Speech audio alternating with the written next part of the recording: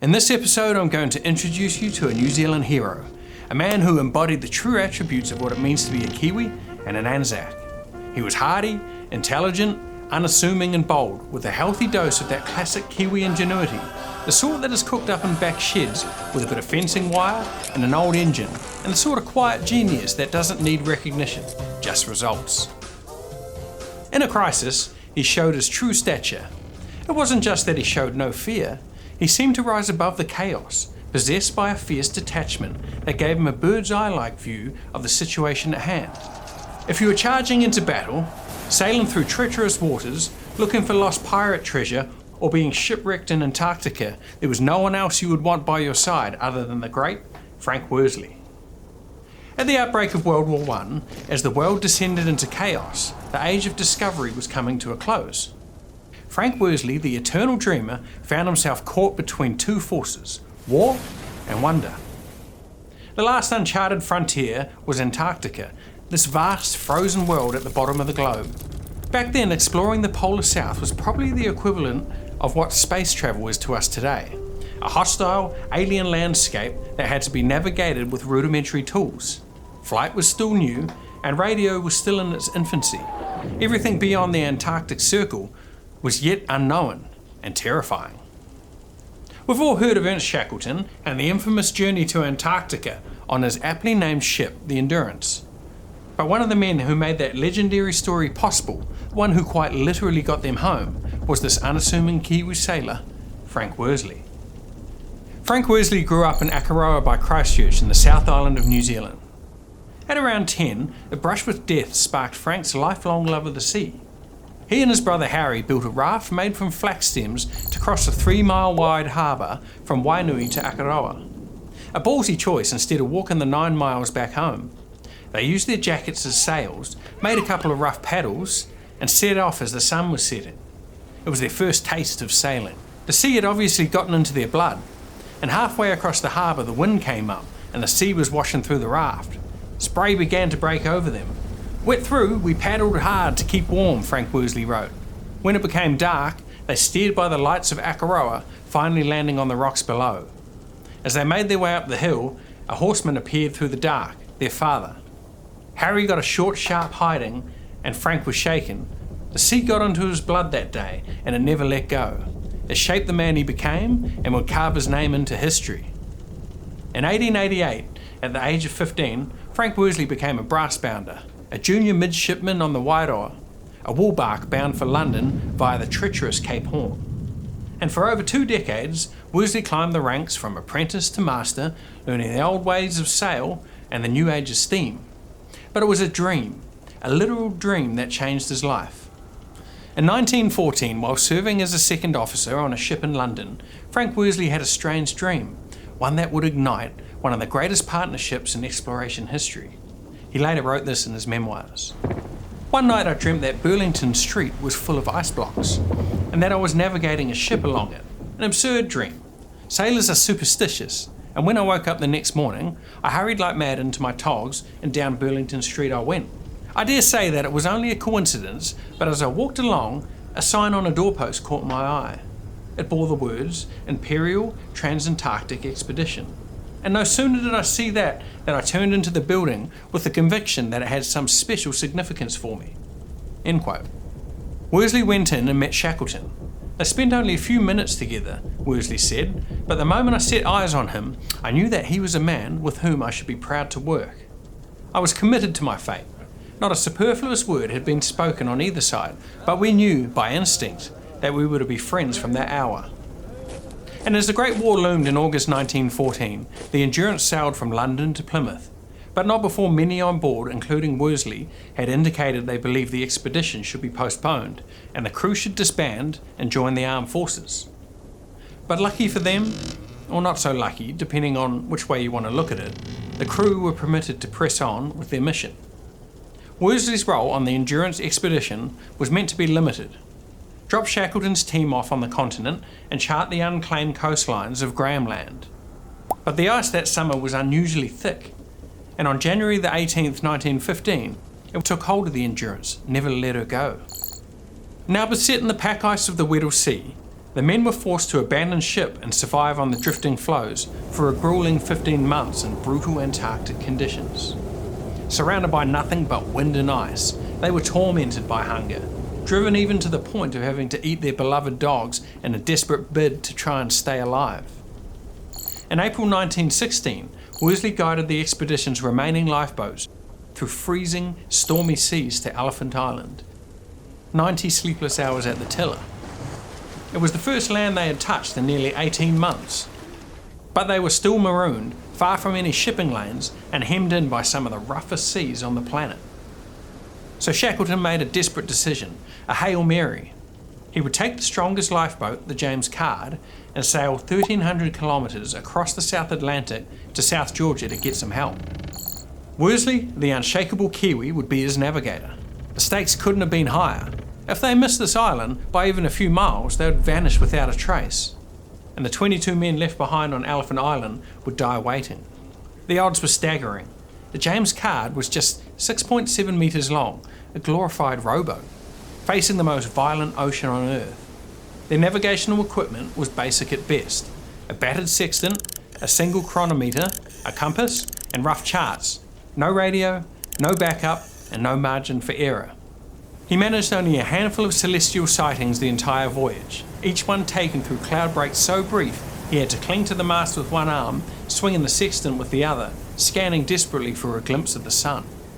The rest of the time, he relied on dead reckoning, calculating their course by instinct, experience, and sheer mental endurance. On 8th of May 1916, after 16 days at sea, they finally spotted the jagged peaks of South Georgia. Worsley had brought them within just 5 kilometres of their target, a feat still regarded as one of the greatest acts of navigation in maritime history. Worsley had bloody well done it, and they landed on the southern coast of South Georgia. But the journey was far from over. The whaling station at Stormness, their only hope of rescue, lay on the opposite side of the island. The James Caird was barely holding together, and the crew were in rough shape. With no other choice, Shackleton, Worsley, and Crean made another Hail Mary decision. They would attempt a never before accomplished overland crossing of South Georgia, a brutal uncharted trek over jagged peaks, glaciers, and deep crevasses. They had no proper climbing gear, no map, and no mountaineering experience.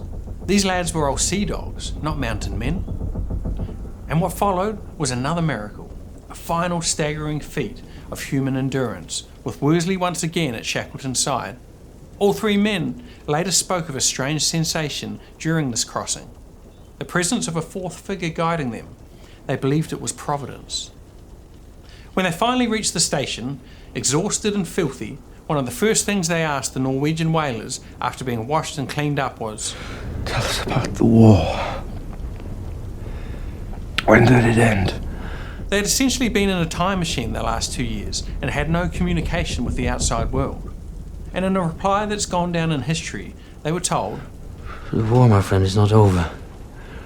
They've gone mad. Europe has gone mad. They've killed millions and millions of people. It's a war like no other war." It took 4 more attempts and 4 long months to rescue the men stranded on Elephant Island. Shit! Are you all well? All well, boss! We are all well! That not a single life was lost is a testament to Shackleton's endurance and his unmatched ability to choose a team, lead a team, and inspire a team. He kept morale alive among 26 souls facing impossible odds and near certain death, and brought them through one of the greatest survival stories in history.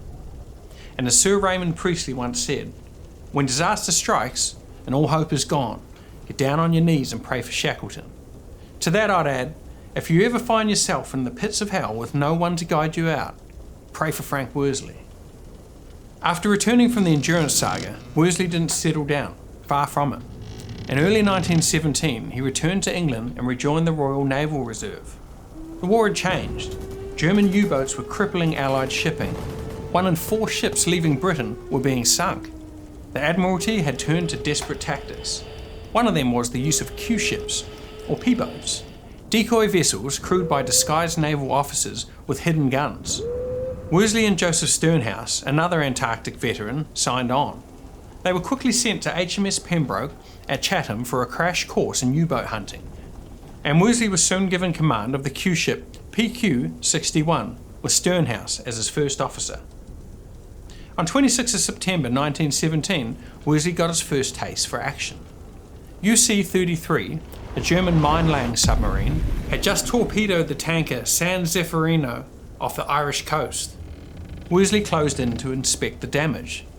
Then he sailed away to stage a ruse.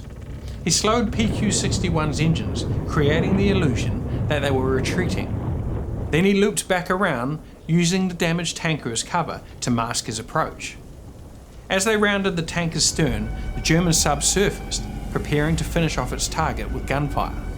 Worsley pounced. Hard a port, full speed ahead. At 24 knots, PQ-61 charged. Worsley knew that if he opened fire, it might be too late. The sub could dive, so instead he opted to ram it. These P-boats had reinforced bows fitted with small steel rams. At full speed, PQ-61's stern would dip while the bow lifted, a dangerous angle for ramming. If Worsley misjudged it, the submarine could rip the bottom out of his ship. He had to time it perfectly, cutting the engines just before impact to drop the bow and strike true. And he nailed it. The steel ram tore the U-boat open, tipping her over. Moments later, a massive explosion rocked the PQ-61, likely from the sub's mines or the collapse of its pressure hull. The water boiled with debris and oil. Of UC-33's crew, only 2 men surfaced. One secured a lifebuoy and the other panicked and sank, and the rest were sent to Davy Jones. The surviving officer, Oberlieutenant Alfred Arnold, later wrote Worsley a letter thanking him for saving his life. And it read, "Dear Mr. Worsley, what I intended and promised you upon leaving your ship, I can do now. And I have much pleasure in sending you my silver whistle as a small present, an expression of my thanks that you saved me from death. I shall be brought to a camp tomorrow, I hope for not too long a time. Yours, Alfred Arnold." For the action, Worsley received a Distinguished Service Order. Sternhouse earned the Distinguished Service Cross. Upon hearing of Worsley's kill, Shackleton's telegram read, "Well done, Skipper. Tally-ho." Later in October 1918, while passing through London, he ran into Shackleton again, who was preparing for another expedition, this time to northern Russia to fight the Bolsheviks. Worsley didn't hesitate. "Of course I wanted to join him," he later wrote. "There was plenty of ice and snow to remind us of old times. The old gang was back on the warpath." The Great War had come to an end in November 1918, but by now the West had interpreted the Bolshevik Revolution as an assault on the whole capitalist system and feared that it was primed for export. So for political reasons, the Allied forces remained to assist the Tsarist white units to undermine the Bolshevik red consolidation.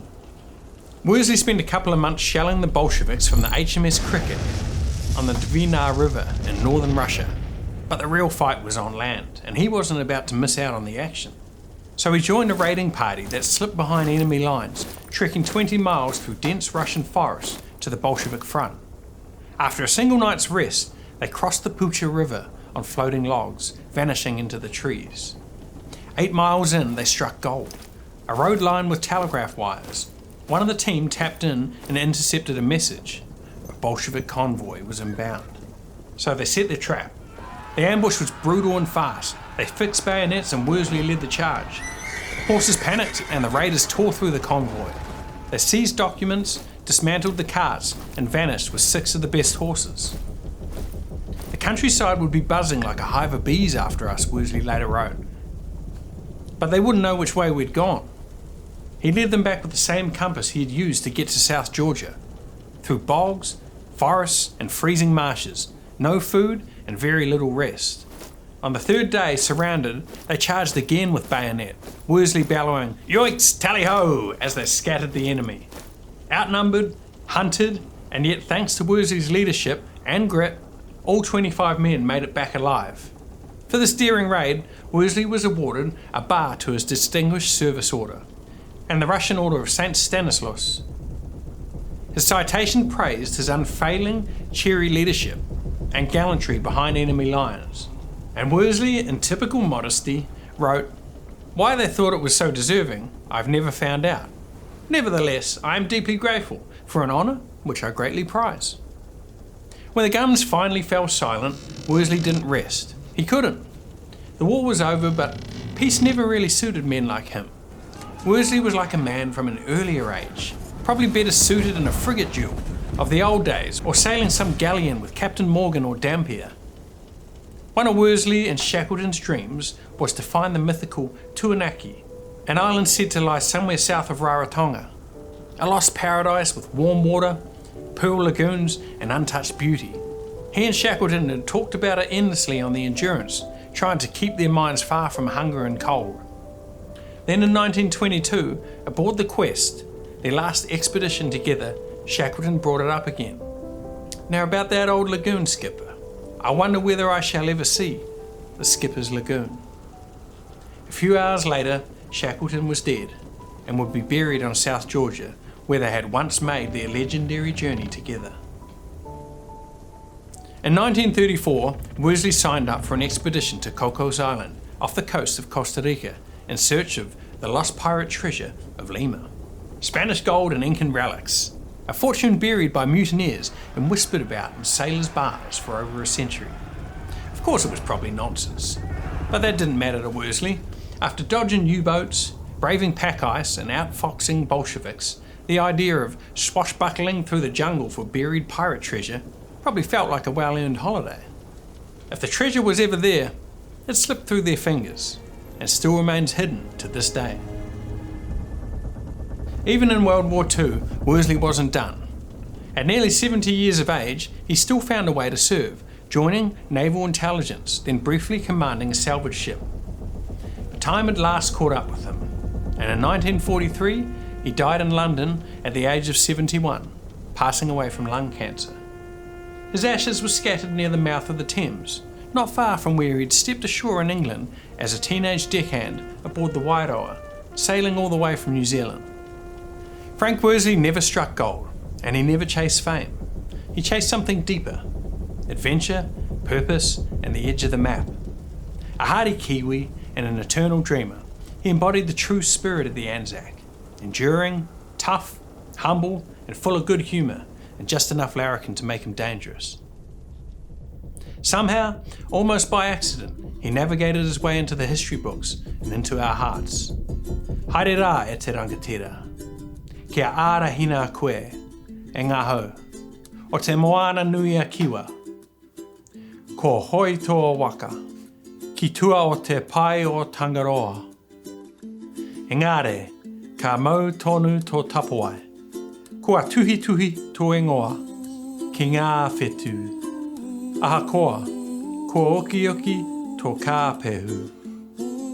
Ka haere tonu tō haerenga, I roto I ngā pūrākau, ka kōrerotia e mātou.